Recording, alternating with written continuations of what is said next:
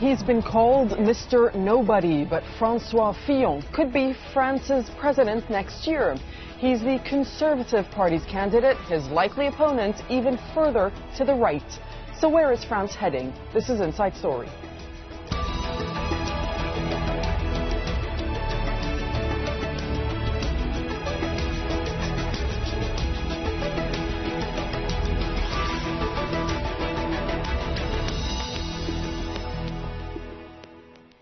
Hello and welcome to the program. I'm Darine Abougaida. It's been a year of political upsets. Brexit, the FARC referendum in Colombia, Trump, and now France joining the trend.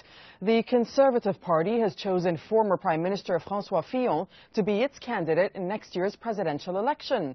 Now, polls had him trailing for much of the campaign, but Fillon defeated his rival Alain Juppe by a considerable margin. He says he represents change and compares himself to Margaret Thatcher and Ronald Reagan. But does he have what it takes to clinch the presidency? Natasha Butler reports from Paris.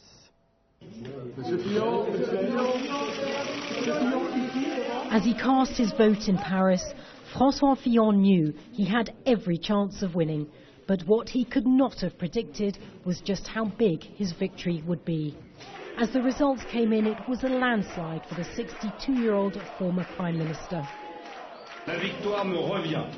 I have won once more, and it is a victory that has been built on convictions. For 3 years I've been making my way while listening to the French people with my agenda, with my values, and little by little I felt this wave that defied all preconceived narratives.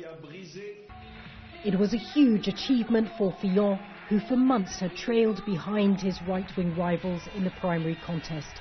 He wasn't even expected to get into the top two. Then a shock win in the first round of voting changed everything. Juppe, who had been the favourite, was left playing catch-up. The 71-year-old mayor of Bordeaux was forced to concede defeat. I end this campaign as I started it, as someone who never compromised on their beliefs. Fillon is promising radical economic reforms to fix France's high unemployment rate. He takes a hard line on immigration and Islam. He had dismissed Juppé's praise of France's multiculturalism, saying France's identity must be rooted above all in French culture and values. During the day across France, people had turned out in large numbers to vote. Because France's ruling socialists are divided, it's very likely that in next year's presidential elections it will be a contest between the Conservative candidate and the far-right leader, Marine Le Pen, and that is something that is on many voters' minds. I am worried because I am totally convinced that Marine Le Pen is going to be in the second round and she will definitely face a politician from a traditional party. We need to be careful, very careful. We need to think about what's going to happen now. After Britain's Brexit vote and Donald Trump's victory in the United States, the National Front leader is hoping to ride a populist wave in France. She has positioned herself as the anti-elite candidate and is likely to portray Fillon as a symbol of the French political establishment. Fillon says he represents change and can beat Le Pen. It will be up to French voters next year, but there's no doubt after his primary vote, Fillon's confidence will be running high. Natasha Butler, Al Jazeera, Paris.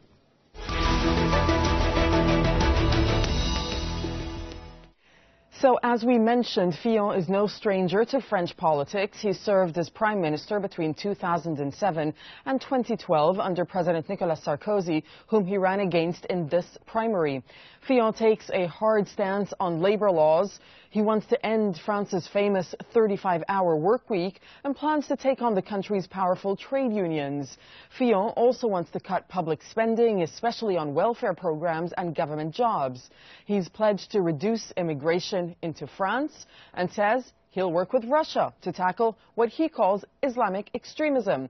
He's also willing to work with Syria's President Bashar al-Assad, which is a significant departure from France's current policy. Let's bring in our guests. In Paris, Renaud Girard, he's chief foreign correspondent for the French newspaper Le Figaro. In Orne, French Senator Nathalie Goulet. And in Berlin, European political analyst Nina Schick. Good to have you with us on Inside Story. Nathalie, so for months, Mr. Fillon was largely dismissed, referred to as Mr. Nobody. What made him win this primary? No, it's not Mr. Nobody. Everybody knows him. He was a prime minister. Has been prime minister for 5 years. I mean, he's not Mr. Nobody, but he did a very discreet campaign, in fact, and he just targets the right level of what the people want to listen to. So he had a very successful campaign, and the result is exactly where we can expect it regarding his campaign and the level he put the campaign. Very basic, exactly what the people want to listen to. And just because I know that you were supporting Alain Juppe, let me ask you what went wrong in his campaign. Juppe? Well, I think that Juppe put himself like a presidential campaign. He forgot that it was a primary campaign. So he didn't have the right level, I think, and he was too soft, too centrist for the primary. I think that the most part of the people on the right wing were expecting a stronger campaign, which Fillon delivered. Renaud Girard in Paris, what does Fillon's rise actually mean? What does it tell you about where France's centre-right stands and where the country's electorate stands in general? I mean, in his Fillon has got what we call in French a liberal economic plan. Liberal in French means free trade and free market and free entrepreneurs, and so to help entrepreneurship. And so he wants to lower the taxes. He wants to lower the public service. You have like 5.5 million public service workers, fonctionnaires, as we say in French, in France, and he wants to reduce it to 10%. It will still be over the level of Germany, for instance, or even Sweden, and is actually currently attacked at the same time by the left, because he wants to to destroy the 35 hours week. He wants to leave the entrepreneurs to decide how, and the workers to decide together how many hours should be worked during a week, and is also attacked by the far right. So he is attacked by both sides, because both sides say that he will destroy the welfare state in France, and his answer is that the welfare state in France is bankrupt, and the only way to save it is to follow his treatment, which is a quite tough medical treatment to lower the expenses of France, because as you know, France is the only country in Europe which spends 57% of its wealth in public expenditures. Okay, so here's the question. Could he polarize the French people because of his economic plan? Could he divide and polarize France? There is, since this morning, a very strange attack at the same time by the leftists and by Marine Le Pen, as if Francois Fillon was a huge threat against the welfare state, the French socialism, if you like. France is the most socialist country of the European Union, and the right wing and the left are attacking him. I would not say together, because they are not together, but as a fact they are attacking him. Can he win the election against the two? We have to wait, and we have to see if he can. For instance, for the time being, the polls puts him at, if there were a presidential election first round tomorrow, he would be at 32%. Marine Le Pen would be at 22%, and then Emmanuel Macron and Mélenchon is far left, would be at 13%, and François Hollande, the president, would be only at 8%. We have never had in French history such an unpopular president. Nina Schick in Berlin, Fillon positioning himself as a staunch defender of French values. He's vowing to restore authority. This is what he's saying: honor the Roman Catholic Church and exert, quote unquote, strict administrative control over Islam. He's also said we've got to reduce immigration to its strict minimum. Is this what is appealing to French voters at this point in time? Quite clearly, I think so, because he, of course, beat the other candidates who are far more moderate. And I think that this is certainly a feeling that you have in France with the rise of Front National, that the national identity is indeed something that's very important. And you see this across the Western democracies, including in the US, including in France, and indeed in Britain, this idea that we return to national patriotism. And I think that that's unsurprising, given that the situation in France is economically unstable, very high unemployment rate at about 10%, and indeed the security threat. So I think that this is something that has been very appealing about him. Nonetheless, I think it's also very interesting how Front National has taken aim at him as an established member of the political elite, as somebody who's been in power who has been in politics for over 35 years, and they're going to say that he is a candidate of this globalization. And I think that is something that we see across Western politics right now, this anti-globalization sentiment and a return to almost protective nationalism. And I think that is something that Fillon represents. But how is he any different from Marine Le Pen, Nina? She has said that there would be no place for multiculturalism under her presidency. So, and is he taking away the card that she has to play on? Well, I think there's certainly a lot of overlap, and certainly when it comes to talking about French national identity, saying that France is not a multicultural society, there's overlap between Fillon and Front National. However, where they are different is on economic policy, because of course Fillon has said that he's going to be more free marketeer, more open. Comparisons have been made to Reagan and Thatcher, although of course he doesn't go as far as them in terms of economic liberalism. And that is where Front National is already taking aim, saying that he's an establishment figure, and that if he comes into power, that we will see the rolling back of the welfare state, which is so loved in France. So I think that is where Front National is already trying to differentiate themselves from Fillon. And Nathalie, Goulet, where does Fillon's win leave prospects for the socialists? Should we discount the socialists at this point? I really do not. I don't know, but I want to come back to what has been said just now. You cannot compare Fillon with Marine Le Pen or with National Front. I mean, it's really unfair, because he's a Democrat. Whatever was his program and whatever will be his program, you cannot put him on the same level. I mean, it's not admissible. I really would like to underline this point. And he also targets his campaign on the family, and the opposite of Alain Juppe, who tried to promote happy identity.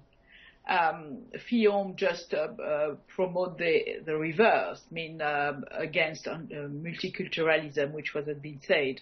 So just to remark that you cannot put them on the same level. I mean, absolutely not. But that's, a lot of people would in fact disagree with that statement, considering what they both have said about multiculturalism and in France, and some of the comments they have made about Islam in France. If you disagree that you can't compare them, let me ask you this, though. Do you agree, though, that Fillon's win has shifted French politics more rightwards? Absolutely. Okay. Absolutely, but don't forget it was just a primary. But the fact that he shifted on the right wing doesn't make him like a National Front. I mean, there is a margin between them. And especially the policy regarding Europe is totally different. And also, I mean, you cannot say that Fillon is racist, even he dislikes Islam, but he also used this kind of propaganda for the purpose of his primary. You know, when he will have to face a real program, I think we will see in the next months what will happen. Okay, speaking of Europe, Renaud, Le Pen saying she would hold a referendum on leaving the EU, Fillon seeking to reform Europe from within. So what kind of movements or moves do you expect Fillon to make should he assume the presidency when it comes to the EU? I think he wants a more efficient European Union. He wants a European Union who can impose, for instance, to China the same trade practices, because like if China is allowed, of course, to export all its goods to Europe, but if you want to export European goods like banking services or insurance services to China, you know that it's very difficult, because actually China does not abide by the rules of the World Organization of Trade Organization. And he wants also a Europe which could resist to the American hegemony in law and finance. I mean, the Americans today want their law to apply also in Europe.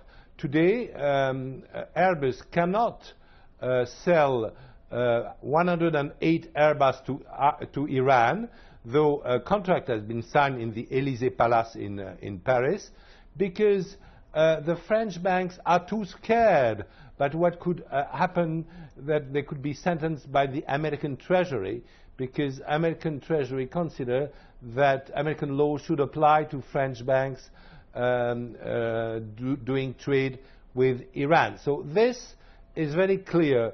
Francois Fillon wants a European Union able to resist to American hegemony. He thinks that France should be an ally of America, but should not be a vassal, should not be a servant of America. So this is a very big thing for Fillon, a Europe that is able to protect its citizens in the globalization. And also he has a program that he would like to bring back Russia into the European family. Speaking of Russia, Nina, sanctions, for instance. Speaking of Russia, Nina, a lot of people are saying that Fillon is in fact reminiscent of Donald Trump in one way, and that is he is friendlier towards Russia and the president there, Vladimir Putin. In fact, French news media writing several times about the relationship, the close relationship between Fillon and Putin. So do you expect him to get in line with Putin, get closer to Putin, and hence get closer to Putin when it comes to his Syria policy? Well, obviously France has a strong economic link with Russia, and that was something that was also apparent when the invasion of Ukraine happened, and France was one of the countries that was foot-dragging on those EU sanctions. Now, the interesting thing, I think, is that Europe's approach to Russia as a whole is going to be weakened by the fact that Donald Trump has been elected. And because the US was pushing Europe at the time to really go for these economic sanctions, and Germany got on board, the Baltic states, they obviously are very scared of Russia because of history. They were also pushing for that strong line, but now that Donald Trump has been more conciliatory or ambiguous towards Russia, I think that makes it more difficult for the EU as a whole to have a strong, hard line on Russia. And whether or not those economic sanctions get renewed, if Francois Fillon was to win, remains to be seen. And I think that the Baltic states and the Central and Eastern European states, they're going to be very upset about this, and this is going to be a stark dividing line in the EU going forward. And speaking of the other European countries, Nina, let me just ask you this. We know that there has been a shift towards the far right in several European countries, including Austria, France, as we're discussing, the Netherlands. If Norbert Hofer wins in Austria, as you may know, next week, then he will become the EU's first far-right head of state. And he's popular. He's campaigned on a largely anti-Muslim, anti-immigrant stance. So seeing as Europe is shifting to the right in general, I want to ask you how much further it's going to go. Well, indeed, I think Europe is being swept by a populist movement, and not only on the far right, but even on the far left. And this is apparent in the southern European countries, or in countries like Spain, Portugal, Greece. You have leaders on the left. However, the thing that the populist movements on the right have in common is that they're very skeptical of the EU. They're very, very empowered by the fact that we had this migrant crisis. With the UK on its way out, I think that basically what it means is that the EU is going to be on firefighting mode, and the countries like France and Germany, who are so integral to the European project and were always pushing for more European integration, well, they simply find that they are in a position where they can't move the project forward. I think one other interesting factor in all of this is that Germany, even though we also have a far-right movement here, and they will probably get into the Bundestag for the first time next year, Merkel will still remain chancellor. Now, I think she will be seen as a liberal leader for moderate democracy, whereas many of her allies, including the shift in politics in France, will move to the right, and that makes any kind of intra-European cooperation far more difficult. And this on the eve of Brexit, and with the rise of Donald Trump, I think European politics in the next year is simply going to get a lot messier. And Nathalie, do you agree with that? European politics getting a lot messier over the next year? I think so, but I also think that we will see a big difference between the program of the primary and the real program for the presidential election. For example, Europe was used by Francois Fillon to promote his policy regarding the farmer, too much regulation and a better regulation and less regulation from Europe. Regarding Russia, it's also the fact that we have this food embargo, which is really heavy for the farmers and the rural area, which voted massively for Fillon. So I think I absolutely agree with what has been said, yes. And Nathalie, what the country has been through the past 12 months, of course we remember the attacks that took place in Paris as well as the attack that took place in Nice. So how much has that contributed to that shift towards the right? Oh, tremendously. You know, nobody right now in France wants to listen to a rational speech regarding Islam. Everybody is scared. Everybody is against communitarism. Everybody wants to reduce the number of the imam, or check on them and organize Islam. And we use a lot secularism, regulation, and everything is mixed with the migrants and with terrorism, so it's really not the right time now to speak from a rational point of view, and I think that cost a lot of ballots to Alain Juppe. This happy identity with a rational speech about Islam, I think he lost a lot of ballots because of that. Renaud, we need to address the timing of next year's presidential elections, because earlier this month, the French President Francois Hollande said that he wants to extend the state of emergency. We know that France is already under a state of emergency. So how does the state of emergency influence elections? I think it's a big name, states of an emergency, but you don't see any difference in Paris. Just, you know, like people search you when you enter like public buildings, but like they do also in London or in Washington. But there must be a bit of a difference when Human Rights Watch comes out and says that France's decision to extend a state of emergency for 6 months, this was back in June, undermines human rights and the rule of law. So there must be some difference being felt. Personally, I do not see it. I mean, you still have demonstrations, so the right of demonstration is not abolished in France. So maybe you have small differences in the procedures of the police. Maybe the police, if they attack a man suspected of terrorism, can keep him in jail like without going to see a judge longer time or things like that. But it's really something that you cannot feel in France. So what you're saying is the state of emergency does not influence the state like of in the elections? movies of the 70s sorry? What you're saying is the state of emergency does not influence the mood of elections? No, I don't think that it will influence the Okay, and just for the sake of time, let me ask you, if it comes down to a Fillon versus a Le Pen contest, who will be the next president, Renaud?